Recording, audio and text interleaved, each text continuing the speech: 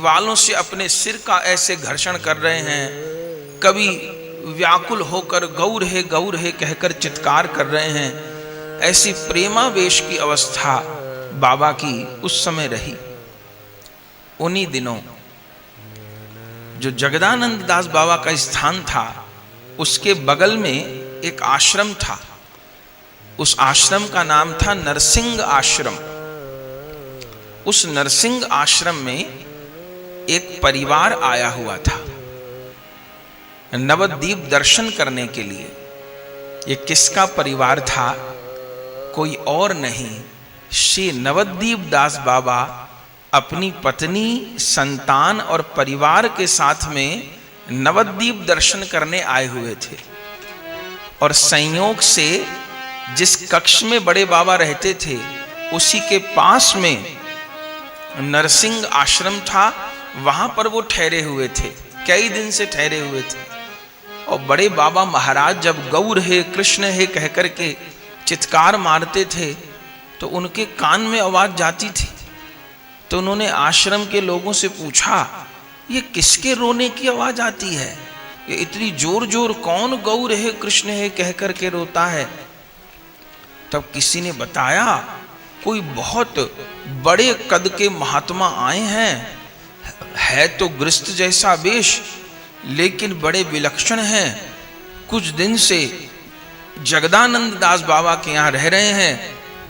उनकी विचित्र दशा है, कभी हंसते हैं, कभी रोते हैं, कभी चीखते हैं, चिल्लाते हैं, कभी मूर्छित हो जाते हैं। नवद्वीप दास जी ने कहा कि मुझको उनका दर्शन करवा दो। बोले पास में उनका कमरा है, कभी भी जाकर के दर्शन कर सकते हैं। तब नवद्वीप दास बाबा जी एक दिन बड़े बाबा जी से मिलने के लिए पहुंचे। उस समय श्री बड़े बाबा जी महाराज कीर्तन कर रहे थे। कर तो बंगला के कीर्तन रहे थे, पर उन बंगला कीर्तनों का ये अनुवाद है। बड़े बाबा कीर्तन कर रहे थे। वह जीवन जन्म निरर्थक है, जिसमें प्रभु के प्रति प्यार न हो। निष्फल वह विद्या बल वैभव, जिससे जग का उपकार न हो। पशुवत केवल खाना सोना, जीवन का लक्ष्य न हो सकता। वह मनुज नहीं जिसके हिय में कुछ सेवा धर्म विचार न हो। वह जीवन जन्म निरर्थक है, जिसमें प्रभु के प्रति प्यार न हो। कहीं बनी बनाई बिगड़ न जाए, बिगड़ों के संग बनाने में बन सके न बिगड़ी जन्म जन्म। यदि सतगुरु चरण आधार न हो, वह जीवन जन्म निरर्थक है, जिसमें प्रभु के प्रति प्यार न हो। सत्संगति भी वह क्या जिससे इस मन का दूर विकार न हो। सत्संगति भी वह क्या जिससे इस मन का दूर विकार न हो। रख नारायण प्रभु ध्यान सदा, ए नर जीवन बेकार न हो। रख नारायण प्रभु ध्यान सदा, यह नर जीवन बेकार न हो। वह जीवन जन्म निरर्थक है, जिसमें प्रभु के प्रति प्यार न हो। वह जीवन जन्म निरर्थक है, जिसमें प्रभु के प्रति प्यार हो। बाबा अपने आवेश में कीर्तन कर रहे थे, उसी समय श्री नवद्वीप दास जी कमरे में प्रविष्ट हुए। पहली बार बड़े बाबा जी महाराज ने नवद्वीप दास जी का दर्शन किया, और पहली बार ही नवद्वीप दास जी ने बड़े बाबा का दर्शन वहां नवद्वीप धाम में किया। दोनों ने एक दूसरे को देखा, और उसी समय बड़े बाबा, आओ मेरे नवद्वीप भाई, ऐसा कहा। और नवद्वीप दास जी मेरे दादा कह करके इस प्रकार से एक दूसरे के हृदय से लिपट गए, जैसे जाने कितने कितने जन्म के बिछड़े। पहली बार बड़े बाबा जी महाराज ने नवद्वीप दास जी को देखा, और पहली बार नवद्वीप दास जी ने बड़े बाबा को देखा, लेकिन मिलना ऐसा हुआ जैसे पता नहीं कितने जन्मों के बिछड़े हों। और वो दिन था कि नवद्वीप दास जी बड़े बाबा के अभिन्न प्राण हो गए। पहली दृष्टि में अपने आप को बेक दिया, अपने आप का समर्पण कर दिया बड़े बाबा के चरणों में। और बड़े बाबा जी आओ मेरे भाई कह करके नवद्वीप दास जी को ऐसा अपनाए हैं, फिर कभी छोड़े नहीं। एक प्राण दो देह की अवस्था हो गई। और अब रात भर बड़े बाबा जी महाराज के पास रह गए। अगले दिन उनके साथ में ही नवद्वीप दर्शन के लिए गए। अब बड़े बाबा जी के साथ में रसोई कार्य कराएं।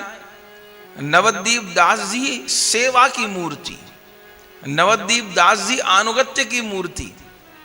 उनके चरित्र में वर्णन है, आगे ये प्रसंग आते हैं, बात आगे की है। एक बार झांझ पीठा मठ में नवद्वीप दास जी थे और सखी मां विराजमान थी। तो सखी मां को गुरु सेवा, साधु सेवा, ठाकुर सेवा, इस सब की शिक्षा नवद्वीप दास जी ने ही दी है। इसलिए नवद्वीप दास जी के प्रति सखी मां का शिक्षा गुरु का भाव रहा। वो कहती रही, मैंने जो कुछ सेवा के राज्य में जो कुछ पाया है वह नवद्वीप दास जी से पाया है। एक बार झांझ पीठा मठ में थे, ऐसे दोपहर का भोग लगता था 11:30-12 बजे। एक दिन नवद्वीप दास जी सखी मां को आज्ञा करके सवेरे रसोई बनवा दिए। और सखी मां को क्या बोले कि आलू बड़ी का रसा करो, और आलू और सहजन की फली का साग करो, और ऐसा अन्न बनाओ, ऐसी चटनी बनाओ, ये सब सामग्री तैयार करो। और सवेरे 7-7:30 बजे ही सब सामग्री तैयार करवा दी, दोपहर की राजभोग की। और 8 बजे तक ठाकुर जी को भोग भी लगवा दिया, और भोग लगवा करके प्रसाद ढक करके रख दिया। सखी माँ जी सोच रही कि आज क्या हुआ, दादा को रोज दोपहर 12 बजे रसोई बनती थी, आज सवेरे 7 बजे रसोई बनवा दी, 8 बजे ही भोग लगवा दिया और प्रसाद ढक करके रखवा दिया। सखी माँ ने कहा, दादा ये इतनी जल्दी भोग बनवा दिया, अभी कौन पाएगा? तो क्या बोले, दादा आते होंगे, भूखे हैं दादा। बड़े बाबा को दादा बोलते थे, दादा आते होंगे, भूखे हैं दादा। सखी माँ ने कहा, वे तो कटक में हैं, वो यहां कहां, जगन्नाथपुरी में? नहीं नहीं, दादा आते होंगे, भूख लग रही है। इतनी देर में क्या देखा सखी माँ ने कि दरवाजे पर बड़े बाबा जय निताई जय निताई जय निताई कहते हुए जैसे आए, सखी माँ ने चरण धुलाए। और सखी माँ को क्या बोले बड़े बाबा, ललिता बहुत भूख लग रही है। सखी माँ ने कहा कि बड़े बाबा ने कहा कुछ रात का प्रसाद रखा हो तो मुझे दे दे, बहुत भूख लग रही है। सखी माँ ने कहा रात का नहीं, ताजा प्रसाद है। बड़े बाबा क्या कहते हैं, आज तो मेरा मन हो रहा है आलू बड़ी का रसा हो, आलू सहजन की फली का साग हो, ऐसा मेरा मन हो रहा है।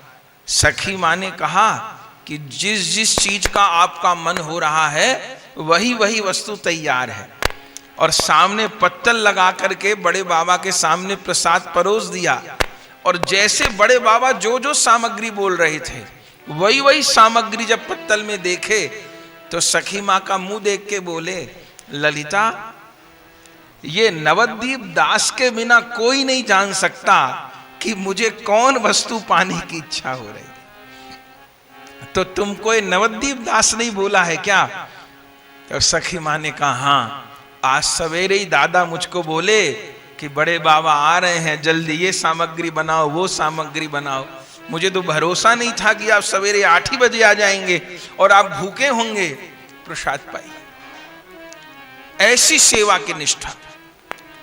एक बार नवद्वीप दास जी कहीं भिक्षा के लिए गए, रास्ते में एक बेर पड़ा था, खट्टा बेर, और बड़े बाबा झानपीटा मठ में विराजमान थे।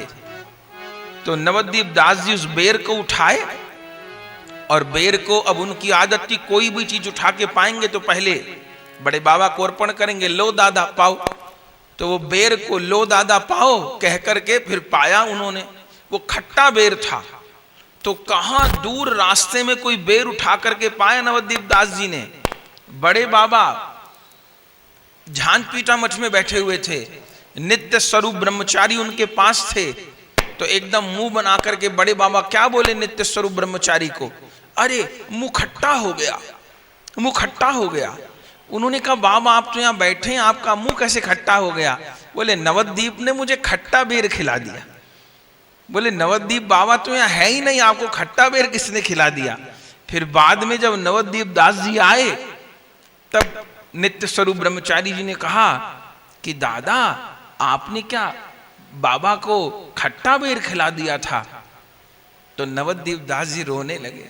बोले सड़क पर एक बेर पड़ा था, उसको धो करके मैंने लो दादा पाओ ऐसा कह करके पाया। मुझे नहीं पता था कि मुझ तुच्छ के द्वारा ऐसी तुच्छ वस्तु भेंट करने पर भी बड़े बाबा उसको स्वीकार करेंगे।